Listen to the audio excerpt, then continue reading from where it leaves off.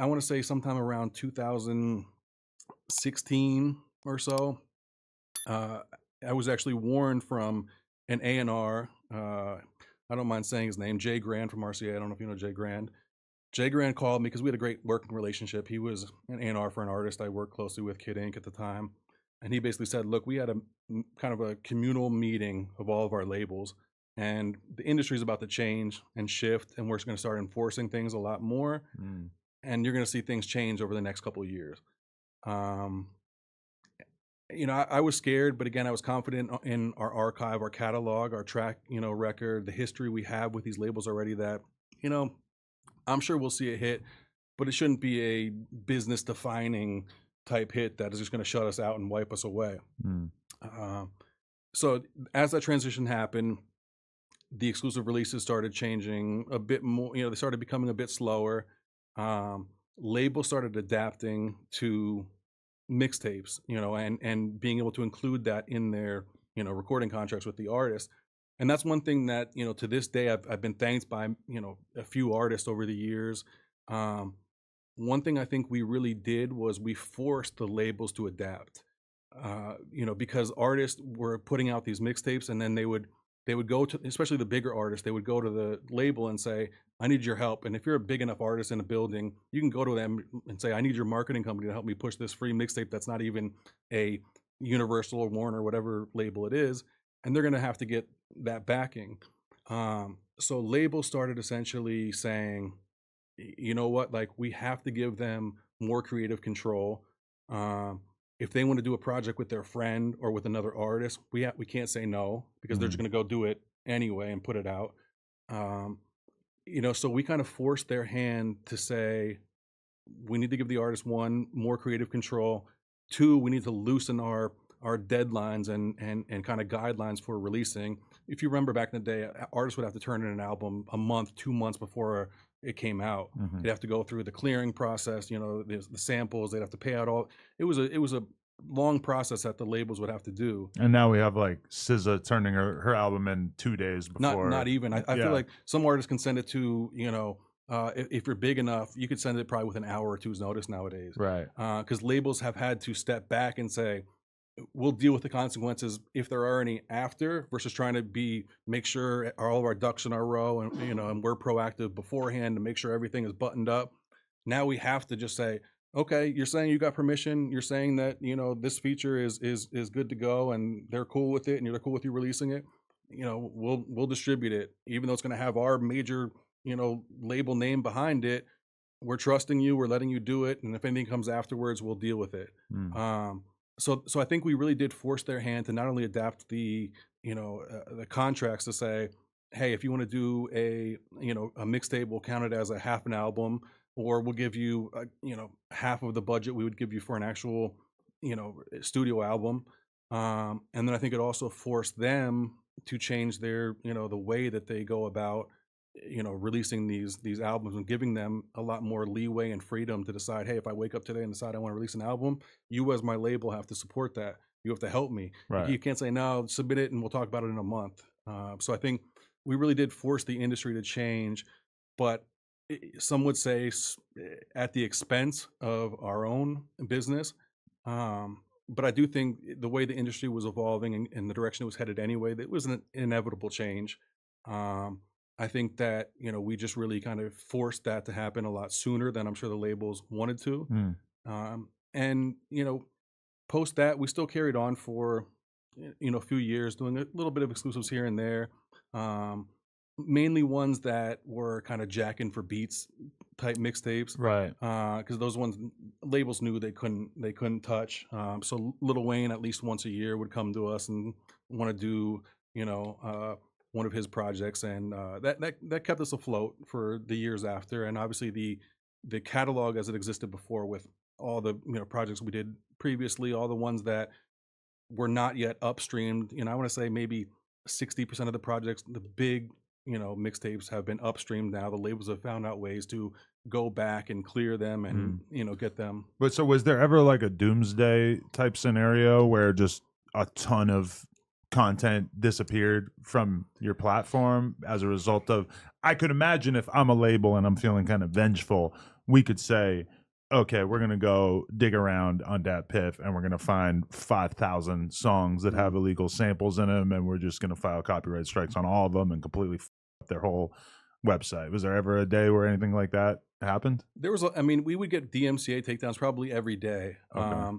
Now, yeah, there were a few times, and especially UMG, where they would send 1,000 links in one email or so, Mm. and we were always very DMCA compliant. We always kind of took that serious as we can't really play around with this. We don't want to piss them off. We don't ruffle feathers. We have a relationship with them, so let's not ruin it.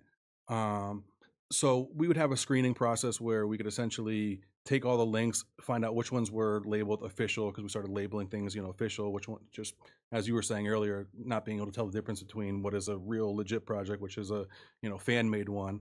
Um, so we would see which ones are legitimate projects, and then we would reach out and just have dialogue with them. And more times than not, they would be, okay with, hey, let's let that live, but all these other ones that are just fan made ones, or DJ made ones that have this single on there, just pull those. Mm. So we'd always be able to find a middle ground. But yeah, we would get those type of emails every few months or so, where it would just be a long laundry list of takedowns. And in some cases, I'd have to reach out to the artists themselves and say, hey, look, we did this project together. Can you tell your label to just let it live? And they'd reach out on our behalf to the label. Mm. And in some cases, we could use the promotional agreement if it's something that we paid for, and UMG or Warner or Sony was trying to tell us to take it down. We could say, hey, look, we have a promotional agreement that says, in perpetuity, we have the ability to promote this exclusive. So if we take it down, we can't promote anything because it doesn't exist anymore. So It also just stands out to me that, like, what is the value of a Gucci Mane mixtape from 2008 in 2018? The yeah, number of people trying to find this content on your platform when it's clearly available on YouTube and a bunch of yeah. other places has got to be relatively small, right? You'd think, that would make the most sense. I think people who consumed it a certain way at the time, they want Mm. to consume it the same way.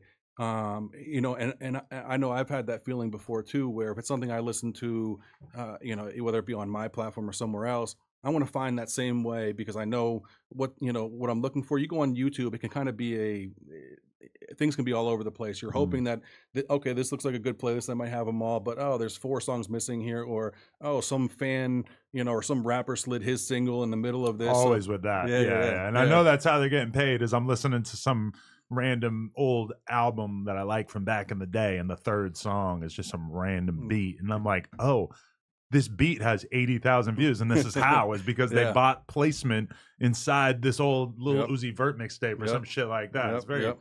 very clever, Yeah. actually. You got to give them credit. Yeah, no, it was, and it was same thing. People do that on mixtapes when they would upload them too. They'd say, "Oh, this is a Big Sean compilation," and then all of a sudden, after the first 4 tracks, it's just some horrible, you know, artist that recorded on his, I don't want to say his laptop. I don't recorded on a voice memo recorder with a cassette tape or something. It was, but again, yeah, it's they're trying to find their way. You can't knock it. I have like a memory of being on LimeWire, and downloading like Cameron Come Home With Me, and there's just like a song that is some random guy rapping, Yeah. and just thinking like, wow, that's so crazy that Cameron gave this terrible rapper an entire song on his Yeah. project. I'm too stupid Yeah. to realize that Yeah. it's just some kid did Yeah. this. Yeah. Or it's always the I would get the I did not have sexual relations with that woman. You don't remember that one? What, people would insert that? Oh, that that was one of the main things you would get on a lot of, like, you download a file, you'd wait a couple hours, and it would be Bill Clinton, and his thing was always like that little voice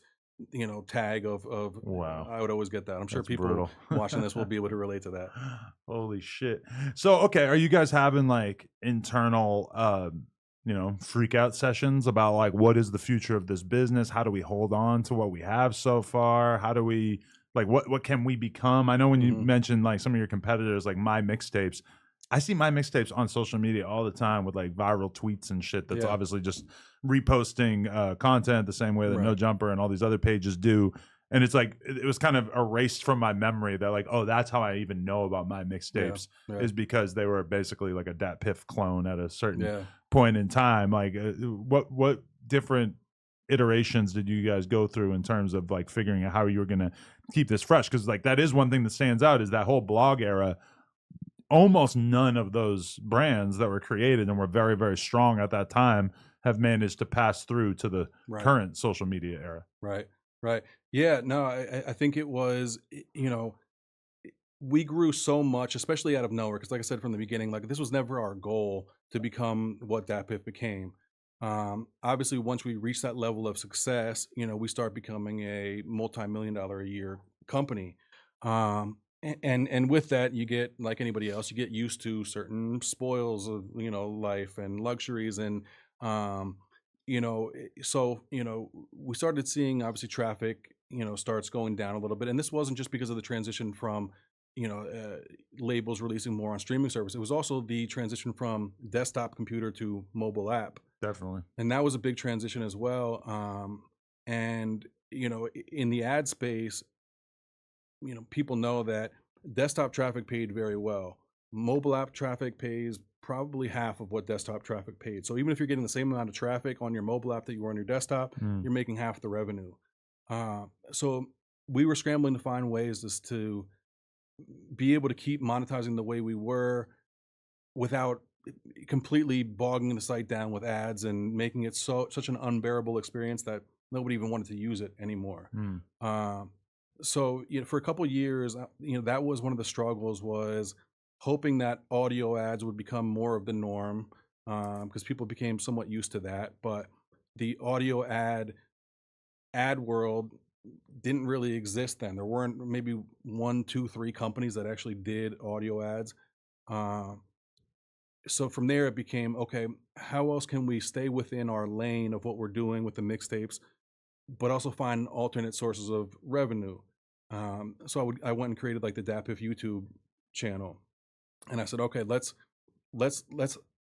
a lot of this content already lives on YouTube, but let's find a way to curate this better on YouTube. Going back to your point, like you don't really know if this is a legit mix. There might be some random kid song mixed in there. Let's upstream all of our mixtapes as singles, and then in a playlist, and then also as one large file, like one full stream mixtape. Uh, and then some of it will probably get auto claimed, but maybe 20-30% of it won't. We'll be able to monetize that. If we have exclusive promotion agreements, we can work with them to say, hey, we're going to monetize this, just because it was our exclusive release. So finding alternate sources of revenue like that. I created a label. It was called the Dispensary, which is a play on DatPiff, and then there was the Dispensary, which is the distributor. Um, where if somebody would come to me, and I had a few like the JR Riders, the Vados, people at that time, Papoose, people like that, saying, hey, instead of just doing an exclusive DatPiff release, we're going to pay you, but we're also going to be the distributor on this. So it can be a DatPiff premiere, but we can also upstream it to the streaming services. We can monetize it that way. Maybe a day after we release on DatPiff, but becoming almost offering label services as well outside of just the promotional look on DatPiff.